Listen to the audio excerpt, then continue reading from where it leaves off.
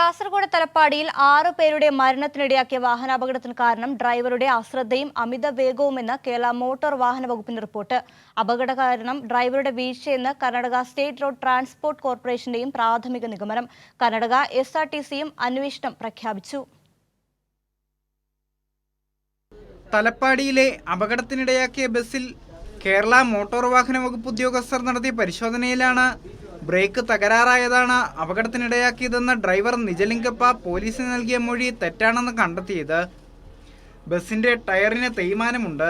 അമിത വേഗതയും അശ്രദ്ധയുമാണ് അപകടത്തിനിടയാക്കിയതെന്ന് റിപ്പോർട്ടിൽ പറയുന്നു. മോട്ടോർ വാഹന വകുപ്പ് അന്വേഷണ റിപ്പോർട്ട് ഉടൻ പോലീസിന് കൈമാറും. അതേസമയം ബസ്സിന് സാങ്കേതിക തകരാറില്ലെന്നും ആഗസ്റ്റ് 26-ന് ഫിറ്റ്നസ് സർട്ടിഫിക്കറ്റ് പുതുക്കിയിട്ടുണ്ടെന്നും Karnataka state road transport corporation പറഞ്ഞു. 14 വർഷമായി സർവീസിലുള്ള ഡ്രൈവർ നിജലിംഗപ്പ 3 വർഷമായി ഈ റൂട്ടിൽ ജോലി ചെയ്യുന്നുണ്ട്.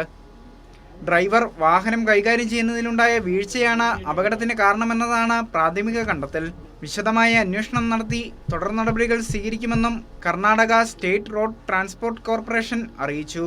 വ്യാഴാഴ്ച വൈകുന്നേരം തലപ്പാടിയിൽ കർണാടക RTC ബസ് നിയന്ത്രണം വിട്ടുണ്ടായ അപകടത്തിൽ ഓട്ടോറിക്ഷയിൽ യാത്ര ചെയ്യുകയായിരുന്ന കർണാടക KC റോഡ് സ്വദേശികളായ 6 പേരാണ് മരിച്ചത്. കൈരളി ന്യൂസ്, കാസർഗോഡ്.